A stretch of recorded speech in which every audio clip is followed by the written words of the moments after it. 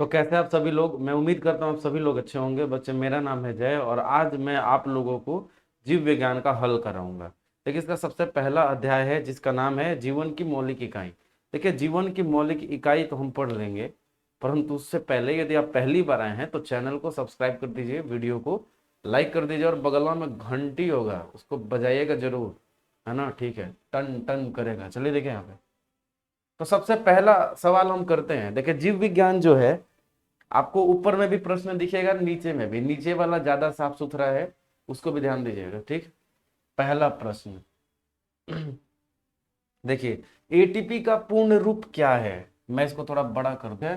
तो प्रश्न है आपका कि एटीपी का पूर्ण रूप क्या है। देखिए, ये जीव विज्ञान है, इसमें कॉन्सेप्ट तो है, परंतु वैसा नहीं है, इसमें रटने वाली चीजें ज्यादा है। तो इसमें मैं ज्यादा कॉन्सेप्ट नहीं बता पाऊंगा, उसके लिए क्षमा चाहूंगा, क्योंकि है ही नहीं, है ना? जहां होगा वहां बताऊंगा। चलिए यहाँ पे, तो एटीपी का पूर्ण रूप क्या है? देखिए, एटीपी क्या होता है। एटीपी को हम एडेनोसिन ट्राइफॉस्फेट के नाम से जानते हैं। एडेनोसिन ट्राइफॉस्फेट के नाम से हम। तो बच्चे देखिए, आपका पहला प्रश्न है, एटीपी का पूर्ण रूप क्या है? तो देखिए, एटीपी का जो पूर्ण रूप है उसको एडेनोसिन ट्राइफॉस्फेट कहते हैं। ऑप्शन क्या क्या देखिए, ऑप्शन है एडेनोसिन ट्राइफॉस्फेट, उसके बाद आपका है एडेनोसिन ट्राइफॉस्फाइट, एडेनोसिन ट्राइफॉस्फोरस, या इनमें से कोई भी नहीं। देखिए, इसमें से आपको जो चारों ऑप्शन दिए गए हैं ना, इन चारों ऑप्शन में से एक सही है, जो कि पहला वाला है। इसका नाम है एडेनोसिन ट्राइफॉस्फेट। अब सवाल ये उठता है कि एटीपी क्या है, थोड़ा ये जान लेते हैं। मैंने बताया, जहां बताने वाली चीजें होंगी मैं जरूर बताऊंगा। तो एटीपी जो होता है उसको एनर्जी करेंसी के भी नाम से जानते हैं, ऊर्जा मुद्रा के भी नाम से जानते हैं। आपके शरीर में आपका खाना पचने के बाद या जब हम श्वसन करते हैं उसके बाद एटीपी का निर्माण होता है। कहाँ होता है? कोशिका के माइटोकॉन्ड्रिया में उसका निर्माण होता है। याद रहे, इसीलिए हम उसको पावर हाउस ऑफ सेल कहते हैं, ऊर्जा गृह कहते हैं। किसको? माइटोकॉन्ड्रिया को। तो ये एटीपी के रूप में ही हमारे अंदर एनर्जी बनता है। ये नहीं कहिएगा कि 1 किलो एनर्जी बना है या ऊर्जा बना है, 2 किलो बना है। देखिए यहाँ पे प्लास्टिक के प्रकार, प्लास्टिक के प्रकार देखिए, प्लास्टिक के प्रकार कौन कौन से हैं? प्लास्टिड, ये प्लास्टिक नहीं है, प्लास्टिड है। तो प्लास्टिड के प्रकार देख लीजिए आप एक बार। क्लोरोप्लास्ट है, ल्यूकोप्लास्ट है, क्रोमोप्लास्ट है। देखिए, ये तीनों के तीनों प्लास्टिड है। इनको हिंदी में लवक के भी नाम से जानते हैं। अब ये लवक क्या है? ये लवक क्या है? देखिए, लवक, ये है लवक, इसको लवक ऐसे लिखते हैं। तीन तरह के, देखिए, आप कभी भी पौधों को देखेंगे उसका क्या रंग हो सकता है? या तो वो हरा होगा, ठीक है, या वो रंग बिरंग का होगा, या तो बिना किसी रंग का होगा। तो जो हरा होगा यानी उसमें क्लोरोप्लास्ट पाया जाएगा। जो अलग, जो उजला होगा वो ल्यूकोप्लास्ट के नाम से जाना जाएगा। और जो अलग अलग भिन्न भिन्न रंग होते हैं, जैसे कैरोटीन के कारण कैरेट यानी कि गाजर का लाल होना, है ना, कैप्सनमीन के कारण मिर्च का हरा होना, बिटरनीन के कारण जो सलजम या फिर जो आपका वो होता है चुकंदर, उसका उसका ये रंग लाल होना, जिसके कारण वो लाल होता है। सब रंग बिरंगे कलर जो है ये किसकी वजह से आते हैं? तो वो देखिए, वो आते हैं आपके क्रोमोप्लास्ट के कारण आते हैं। और हरा क्लोरोप्लास्ट के कारण। हरे पौधे क्या करते हैं? प्रकाश संश्लेषण की क्रिया करते हैं। ठीक है, चलिए, तो ये था आपका दूसरा प्रश्न। तीसरे पे आइए, आवो हो, तीसरा पे आवो। प्रश्न संख्या 3, इसमें प्रश्न में है, प्रोप्लास्टिड रूपांतरित हो सकता है क्लोरोप्लास्ट में, क्रोमोप्लास्ट में, या ल्यूकोप्लास्ट में। देखिए बच्चे, ये सभी में रूपांतरित हो सकता है। जो प्रोप्लास्टिड है ये सभी प्लास्टिड में रूपांतरित हो सकता है। केंद्रक नियंत्रित करता है। देखिए, केंद्रक क्या है, आप सभी लोगों को मैं उससे पहले ये बताना चाहूंगा। केंद्रक को हम लोग तुरंत अभी समझ लेते हैं। देखिए, केंद्रक क्या है। देखिए, आप सभी जानते हैं कि हमारा जो पूरा का पूरा शरीर जो है उसकी मौलिक इकाई क्या है? कोशिका है। अब ये कोशिका जो है उसमें भी छोटे छोटे अंग है। अब हमारा शरीर है, कोशिका भी छोटे छोटे, हमारा पूरा शरीर एक छोटे छोटे शरीर से बना है जिसको कोशिका कहते हैं। उस कोशिका के भी अपने अंग होते हैं, जैसे हमारे पास किडनी है, फेफड़ा है, हाथ है, पैर है, पेट है, इस तरीके से। तो क्या है कि उसके साथ भी यही है कि भाई उन जो कोशिकाएं होती हैं उनके भी होते हैं। चलिए ये तो अच्छी बात है, उनके भी होते हैं। अब हम लोग थोड़ा समझते हैं कोशिका अंग के बारे में, जिसमें से कि एक केंद्रक होता है जिसको दिमाग कहते हैं, जो पूरे कैसे कोशिका को काम करना है, भाई कोशिका का भी अपना कुछ काम होता है, वो काम करने में मदद करता है कौन सा, तो उसका नाम है आपका क्या, केंद्रक। तो केंद्रक नियंत्रित करता है कोशिका के भिन्न कार्यों को। स्तनपायी के लाल रक्त कोशिकाओं में किस अवस्था में केंद्रक नहीं होता है? देखिए स्तनपायी वो होते हैं जीव जो कि अपने बच्चों को दूध पिला पाती हैं, ठीक है। जैसे व्हेल मछली, आप लोग कमेंट में लिख के बताइए कि जो व्हेल मछली है क्या वो स्तनपायी है कि अंडा देती है, ठीक है। चलिए देखिए, तो स्तनपायी के लाल रक्त कोशिकाओं में किस अवस्था में केंद्रक नहीं होता है? देखिए संश्लेषण के समय, परिपक्व होने पर उत्तर होगा इसका, है ना, मरने के समय नहीं होता है, परिपक्व होने पर होता है। तारक काय पाया जाता है? अब बच्चे देखते हैं तारक काय पाया जाता है, कहाँ पाया जाता है? तो तारक काय पाया जाएगा कोशिका द्रव में, गुणसूत्र में, केंद्रक में या केंद्रिका में। ये दोनों का दोनों सेम ही है, तो उत्तर आपका हो जाएगा कोशिका द्रव में। देखिए तारक काय जो है वो कोशिका द्रव में पाया जाता है। कोशिका द्रव क्या है? मान लेते हैं कि ये एक कोशिका है, ठीक है, ये इसका केंद्रक है ना। तो इसके अंदर में जितना भी प्लाज्मा आपको दिखेगा उसको कोशिका द्रव के नाम से हम लोग जानते हैं, और इसी में पाया जाता है तारक काय। आगे देखिए, इलेक्ट्रॉन सूक्ष्मदर्शी का अधिकतम आवर्धन क्या होता है? 2 लाख गुना। देखिए इसी से हम कोशिका को देखते हैं, इलेक्ट्रॉन माइक्रोस्कोप का इस्तेमाल करके हम कोशिका को देखते हैं। नोल और रस्का ने इसका निर्माण किया। देखिए यहाँ पे सेल यानी कोशिका शब्द की उत्पत्ति से संबंधित वैज्ञानिक का नाम। अब सवाल देखिए, हमारा शरीर किसी ना किसी कोशिका से मिलकर बना है, ये बताने का कार्य किसने बताया था? ये रॉबर्ट हुक ने बताया था 1665 ईस्वी में। रॉबर्ट हुक ने कहा था, कहीं ऑप्शन में है देखिए, है ऑप्शन डी होगा, रॉबर्ट हुक ने यह काम किया था। अच्छा, अब ये कोशिका का सिद्धांत किसने दिया था? स्लाइडेन और स्वान ने इसका दिया था। आगे मिलेगा सवाल। देखिए इंडोप्लाज्मिक रेटिकुलम बोलते हैं ईआर का, तो ईआर जुटा रहता है किससे? देखिए गोल्गी से, कोशिका झिल्ली से, केंद्रक झिल्ली से या सभी से। देखिए एंडोप्लाज्मिक रेटिकुलम जो है ये जुड़ा रहता है आपके केंद्रक झिल्ली से, यानी कि न्यूक्लियोप्लाज्म से, इंग्लिश में न्यूक्लियोप्लाज्म कहते हैं। मैंने बोला ना न्यूक्लियो मेम्ब्रेन कहते हैं, न्यूक्लियर मेम्ब्रेन ये है, ये कोशिका है, तो ये इसका केंद्र है, और इसी को कहते हैं न्यूक्लियर मेम्ब्रेन, ठीक है, क्योंकि ये न्यूक्लियस है तो इसको घेरने वाली झिल्ली को न्यूक्लियर मेम्ब्रेन कहेंगे। और ये कोशिका है तो कोशिका को घेरने वाली झिल्ली को प्लाज्मा मेम्ब्रेन कहेंगे, है ना, इस तरीके से प्लाज्मा झिल्ली। आगे देखिए यहाँ पे, निम्न में किसका विकास पहले हुआ है? देखिए इसमें किसका विकास पहले हुआ है? देखिए माइटोकॉन्ड्रिया का विकास सबसे पहले हुआ। देखिए केंद्र, अभी हम क्या पढ़ रहे हैं, कोई मान लेते हैं कि कोशिका है, अरे भाई कोशिका तो है, लेकिन उस कोशिका में आप ध्यान दीजिएगा कि बहुत सारे कोशिका के अंग होते हैं, तो पहले कौन सा बनेगा? ऊर्जा देने वाला, यानी माइटोकॉन्ड्रिया। देखिए माइटोकॉन्ड्रिया। कोशिकाओं की सूक्ष्म संरचना किस यंत्र के द्वारा देखी जाती है? देखिए अभी मैंने बताया था कोशिका तो बहुत छोटे होते हैं ना बच्चे, आप देख भी नहीं पाएंगे, इतने छोटे होते हैं कि आप इनको देख भी नहीं पाएंगे, ठीक है, एकदम से नहीं देख पाएंगे। उसको देखने के लिए आपके पास एक स्पेशल मशीन चाहिए, विशेष मशीन चाहिए, जिसका नाम है इलेक्ट्रॉन माइक्रोस्कोप। यानी कि देखिए है ना, यहाँ उत्तर डी हो जाएगा, इलेक्ट्रॉन माइक्रोस्कोप।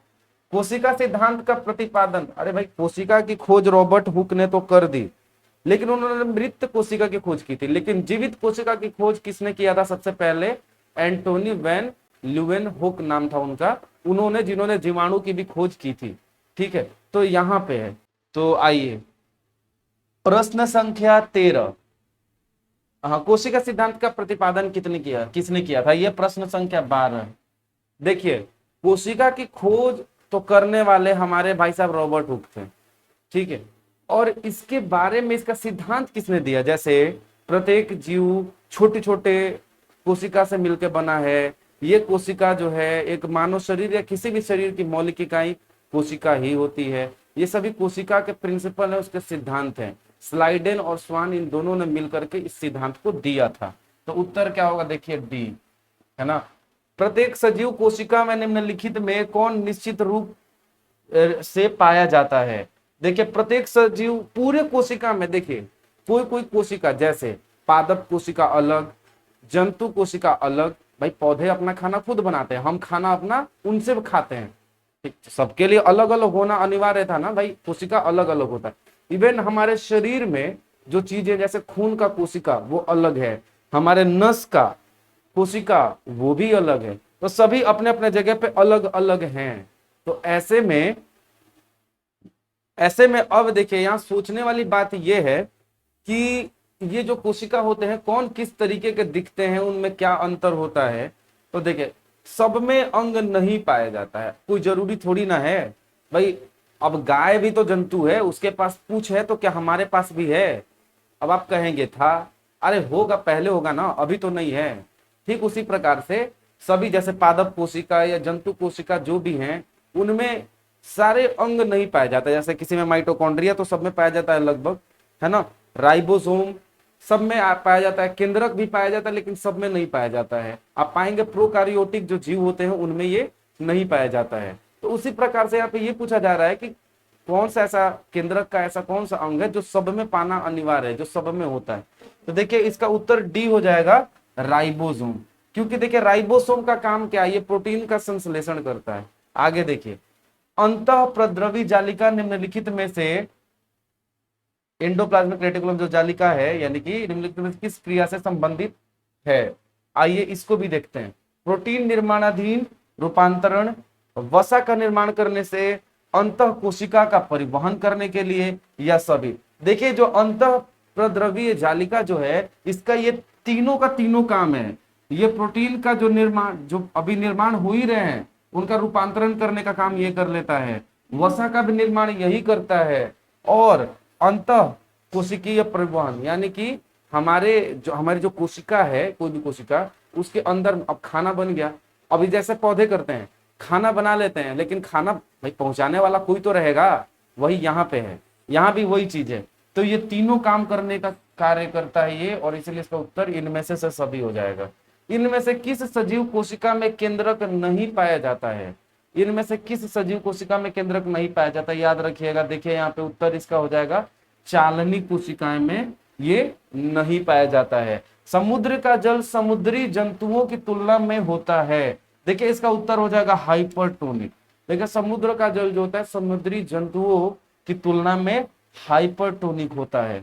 17 में देखिए, 17 में क्या है, आपको भरना है, डैश में या पर वसा का संश्लेषण होता है। कहाँ होता है?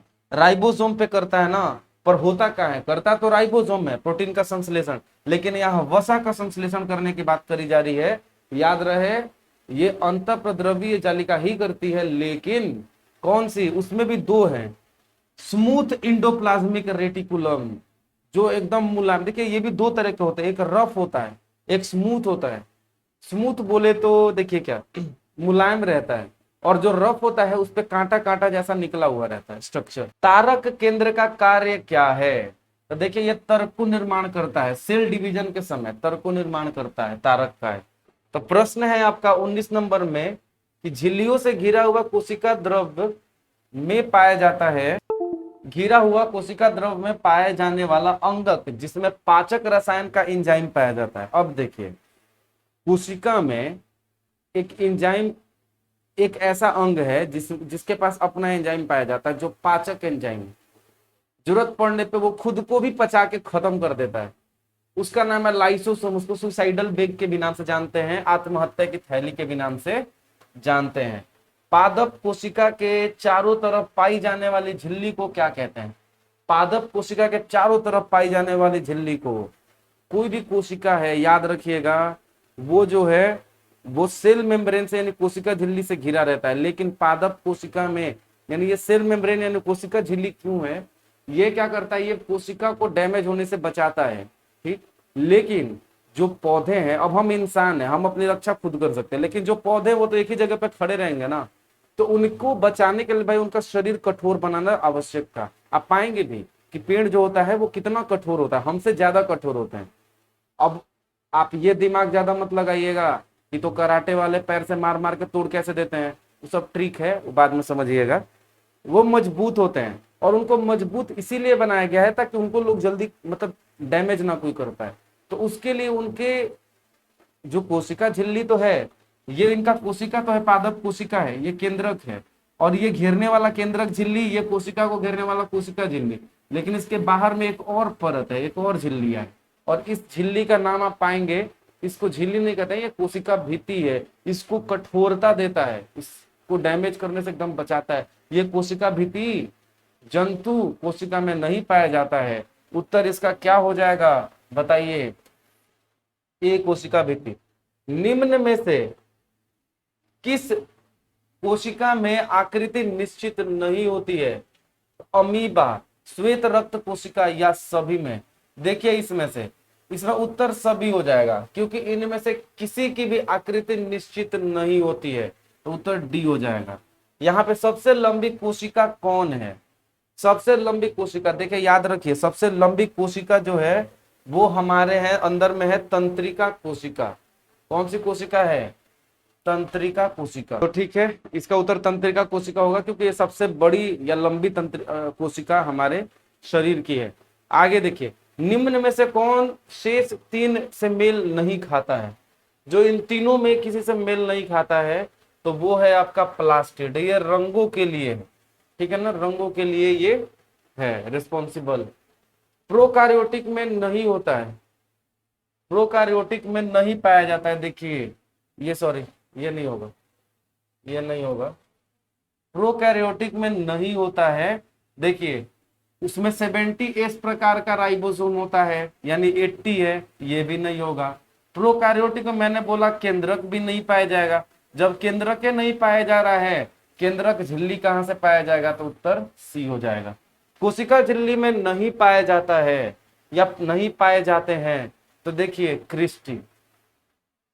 कोशिका झिल्ली में पाए जाते हैं, कौन कौन से पाए जाते हैं, देखिए इनमें से सभी पाए जाते हैं। उत्तर देखिए, फ्लेगेला है, एक्सिलिया भी होता है, ऑप्शन में नहीं है। ये देखिए डेस्मोसोम है, और पुनरुज्जीवन है, ठीक है, ये तीनों होंगे। निम्नलिखित में से कौन सा गुण प्लाज्मा झिल्ली में पाया जाता है, तो देखिए ये प्लाज्मा झिल्ली में चयनित या अर्ध पारगम्यता। थोड़ा समझते हैं इसको। देखिए कोशिका है, उसको बाहर से भी कुछ ना कुछ लेना है। अरे खाना कहाँ से लाएगा, बहरी से ना लाएगा, तो कहीं ना कहीं से कुछ ना कुछ उसको लेना रहता है, और कुछ ना कुछ बाहर भी निकालना रहता है। तो ऐसे में उसको चुन के भेजना होगा ना, क्या हमको लेना है, क्या बाहर भेजना है। ऐसा तो नहीं होगा सब कुछ ले लेगा, सब कुछ बाहर कर देगा, नहीं। सेलेक्टिव परमिएबिलिटी कहते हैं उसी को बोलते हैं चयनित या अर्ध पारगम्यता कहते हैं। इसीलिए प्लाज्मा मेम्ब्रेन ही ये सारा काम करता है। माइटोकॉन्ड्रिया की आंतरिक झिल्ली मुड़कर कैसे रचना का निर्माण करती है, तो याद रखिएगा माइटोकॉन्ड्रिया की जो आंतरिक झिल्ली होती है वो मुड़ करके क्रिस्टी का निर्माण करती है। इनमें से कौन सा आत्महत्या की थैली कही जाती है, मैंने अभी बताया था, वो जिसके पास अपना पाचन एंजाइम होता है, और उसका नाम है बचवा लोग, देखिए क्या नाम है उसका, तो उसका नाम है लाइसोसोम। इसको आत्महत्या की थैली भी कहते हैं, ठीक है। अगला, प्रोकैरियोटिक कोशिका में कौन कोशिकांग पाया जाता है, देखिए प्रोकैरियोटिक जो कोशिका है उसमें कौन सा कोशिकांग पाया जाता है। देखिए केंद्रक तो एकदम में नहीं पाया जाता है, जब ये नहीं तो ये भी नहीं पाया जाएगा, ये भी नहीं पाया जाएगा। तो इसमें क्या पाया जाएगा, राइबोसोम। मैंने बोला था कि राइबोसोम जो है उस सब में पाया जाएगा, इसको प्रोटीन को बनाने का काम है। देखिए इनमें से किसे ऊर्जा निर्माण का केंद्र कहा जाता है, देखिए कहाँ पे ऊर्जा का निर्माण होता है। मैंने बोला जब हम श्वसन करते हैं, हम जो खाना खा लिए, खून तक पहुंच गया है, ग्लूकोज बन के, वसा बन के और प्रोटीन बन के, उसको तोड़ना ही हम श्वसन कहते हैं। श्वसन के दौरान ऑक्सीजन जाता है और तोड़ करके एटीपी का निर्माण करता है, ठीक है, यानी एडेनोसिन ट्राइफॉस्फेट, पहला ही सवाल था। तो इसमें क्या होता है, ऊर्जा निर्माण का केंद्र कहाँ बनता है, तो माइटोकॉन्ड्रिया में। तो जब बनेगा खाना यहाँ तो किचन उसी को कहेंगे ना भाई, उसी को तो हम कहेंगे पावर हाउस ऑफ सेल, क्योंकि बनता तो वही है। इनमें से कौन सा प्रोटीन निर्माण का केंद्र है? देखिए प्रोटीन निर्माण की बात करी जा रही है यहाँ पे, राइबोसोम। क्योंकि देखिए राइबोसोम जो होता है ना वो प्रोटीन संश्लेषण का काम करता है, यानी बनाने का काम करता है। ठीक है, माइटोकॉन्ड्रिया को बायोप्लास्ट के रूप में किसने चर्चा की थी? तो देखिए ये बेंडा ने की थी। ठीक है, उनका नाम बेंडा था। ठीक, किसने बतलाया था कि पीढ़ी दर पीढ़ी गुणों को ढोने का कार्य जीन द्वारा होता है? देखिए ये जोहानसन ने किया था। किसने किया था? जोहानसन बर्ग नाम था इनका, और इन्होंने ही किया था। चलिए, इनको नोबेल प्राइज भी मिला था। नहीं नहीं, इनको नहीं मिला था, वॉटसन क्रिक को मिला डीएनए की खोज के लिए। प्रश्न संख्या 36, इनमें से किसमें डीएनए पाया जाता है? देखिए डीएनए होता है वो आपका सब में पाया जाता है। देखिए इसमें भी पाया जाएगा, न्यूक्लियस यानी केंद्रक में भी, माइटोकॉन्ड्रिया में भी पाया जाता है, थोड़ा सा क्लोरोप्लास्ट में भी पाया जाता है। तो इन सभी में डीएनए पाया जाता है। उत्तर आपका डी हो जाएगा। अगला देखिए, इनमें से किससे गुणसूत्रों का निर्माण होता है? देखिए गुणसूत्र क्या होते हैं? गुणसूत्र कितने जोड़े हमारे शरीर में पाए जाते हैं? 23 जोड़े, यानी टोटल 46। 23 जोड़े। तो ये है, इनमें से किससे गुणसूत्रों का निर्माण होता है? डीएनए से, कि प्रोटीन से, कि आरएनए से? देखिए इससे और इससे, दोनों से होता है, यानी उत्तर आपका डी हो जाएगा, डीएनए एवं प्रोटीन से। किसकी उत्पत्ति सबसे बाद में हुई? सबसे बाद में किसकी उत्पत्ति हुई थी? देखिए केंद्रक झिल्ली की। सबसे पहले माइटोकॉन्ड्रिया, सबसे अंत में केंद्रक झिल्ली। किसकी उत्पत्ति सबसे पहले हुई थी? अब देखिए इसमें से तो याद रखिएगा, सबसे पहले ब्लू ग्रीन अलगी का हुआ था, नील हरित शैवाल, जो कि बैक्टीरिया है, जीवाणु है, और इसी का सबसे पहली उत्पत्ति धरती पर हुई थी हमारे यहाँ पे। मनुष्य के गैमिट्स यानी शुक्राणु या अंडे में कितने गुणसूत्र होते हैं? याद रखिएगा 23। इसमें कमी होने की वजह से अलग अलग तरह के लोग पैदा होते हैं। जैसे आप देखेंगे कोई बचपन जन्म से ही लंगड़ा लूड़ा हो जाता है, या अलग अलग बीमारियां पाई जाती हैं। कोई आप देखते हैं, इसको हम हिजड़ा भी बोलते हैं, पता नहीं जो भी होता है। तो ये सभी होते हैं, इसमें कमी होने की वजह से ये सभी चीजें होती हैं। तो ये था बच्चा लोग आपका प्रथम चैप्टर या अध्याय का सॉल्यूशन, हल। तो अब मैं उम्मीद करता हूँ सभी लोग समझ गए होंगे। अगला अध्याय हम तुरंत देखेंगे, इस वीडियो के जस्ट बाद ही आपको मिलेगा। नीचे देखिएगा, नीचे ये पहला पार्ट है, दूसरा पार्ट करके दूसरा चैप्टर का नाम लिखे आएगा नीचे। और हाँ, चैनल को सब्सक्राइब कर दीजिएगा और वीडियो को लाइक कर दीजिएगा, भूलिएगा।